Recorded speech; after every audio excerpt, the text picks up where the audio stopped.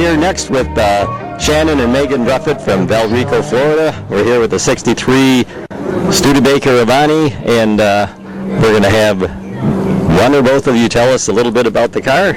Nothing too fancy. It's a 63 Studebaker Avanti with a Paxton-built Granatelli R3 prototype engine, 299 cubic inches. Bought from Paxton 1967, dealer installed. It's got the Holobrand magnesium rims, which are a dealer installed option, AM/FM radio, twin traction. Pretty much all Studebaker, pretty much all original. So Megan, how often does he let you drive this? Or I don't think I'll ever see that day. next time will be the even one. Next time maybe. So we're going to take a look at the engine here in a minute, but we're talking about R3 Avanti. Can you have an explanation of what all that means? We've all heard it. But An R3 is basically the hottest Studebaker ever built, production-wise. It's basically a 289 board, 60 over.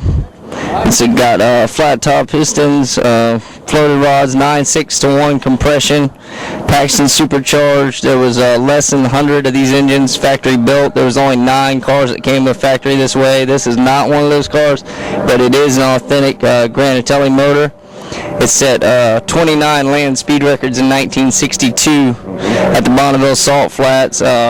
Top speed was around 180 miles an hour, so pretty much if you had one of these in 63, you were smoking everything. And got a king of the road? Yeah, pretty much. And it was the fastest production car in America for over 20 years. A lot of people don't know that, but that's one distinction Studebaker did hold amongst many. They had a problem with the back windows blowing out of these things when they were testing them in the early. One of the problems they had with them during the early production years. Yeah, you haven't experienced that problem? I almost popped the back window. I have it come back from Miami a few years ago. The trim's still a little raised up, but it has the stickers on the dashboard. It says "Do not open window above 120 miles per hour." And if you own one of these, I strongly suggest you follow that recommendation unless you want to buy a back window. Oh, is that what? Is it pretty hard hanging on to the wheel, keeping it straight, or does it run pretty good? It's pretty good. It runs out pretty nice. Yeah.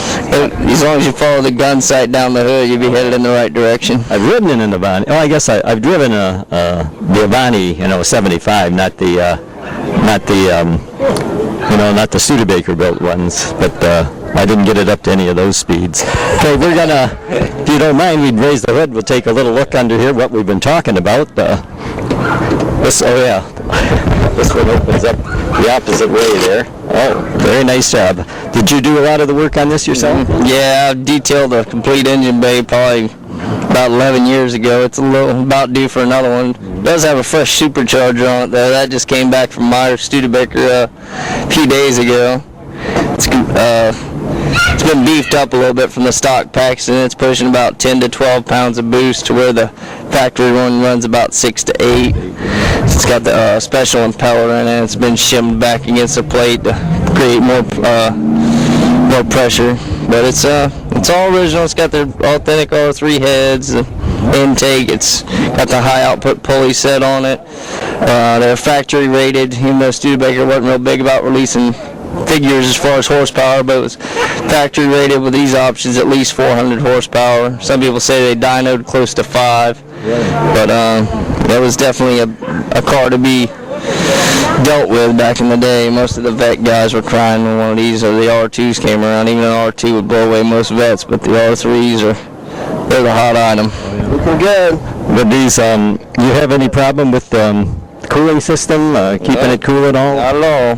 That was a problem with some of them, wasn't it? Yeah, some of the Avantis ran hot, but I don't have any problems with this one. Never have, and it's been in Florida for almost 20 years with me.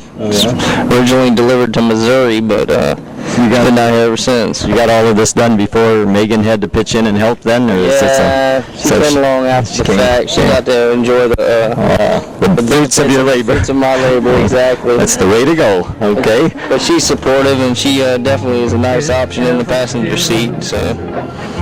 I'll go on wanting you till this heart of mine reaches heaven's door. till then, oh darling, I love